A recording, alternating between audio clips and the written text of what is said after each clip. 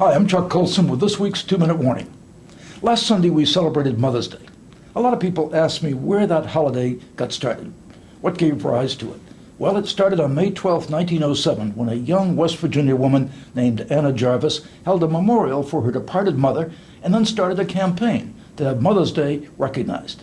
7 years later, President Wilson proclaimed that the second Sunday in May would be a national holiday known as Mother's Day. What should have been a day to honor moms everywhere soon became a retail sales bonanza. Even as early as the 1920s, Ms. Jarvis regretted the commercialization of Mother's Day. She lashed out at people who bought mom chocolates or sent a pre-printed greeting card instead of paying her a visit or writing a personal letter. Can you imagine her reaction today if she knew that last week Americans spent $14.6 billion on Mother's Day gifts, second only to Christmas? We just last week celebrated Mother's Day and most of us bought cards or sent gifts, but if that's all we did, I think we missed the point altogether.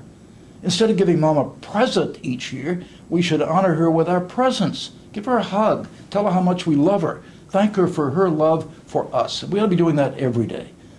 See, the real way to honor your mother is by defending motherhood itself.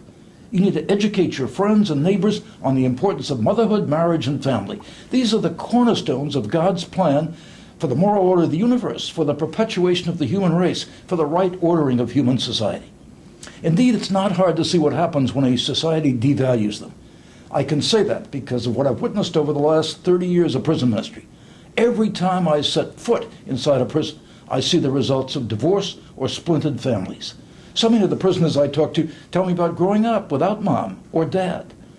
And the problem is only getting worse. When we started Prison Fellowship back in the mid-1970s, there were about 230,000 men and women behind bars. Today, there are over 2.2 million. What's equally shocking is that the fastest growing segment of the prison population is women. And that's why I'm meeting more and more prisoners who didn't grow up with their mom because she was in prison. If we make strengthening marriages and families a priority, then I believe we'll keep untold thousands of children from ever going to prison. And we'll also cut off the flow of mothers and children going into poverty. Of the children under age 6 who live below the poverty line, a mere 6% live with married couples. 59% live with single moms.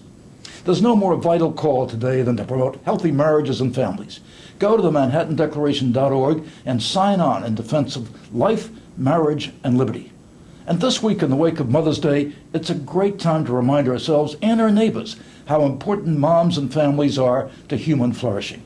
As silly and commercialized as Mother's Day has become, we ought not to miss this opportunity not only to bless our mothers, tell them how much we love them and how much they love us, but to tell the rest of society how important these institutions, which are under attack in our society today, really are. I'm Chuck Colson. That's what this week's 2-Minute Warning.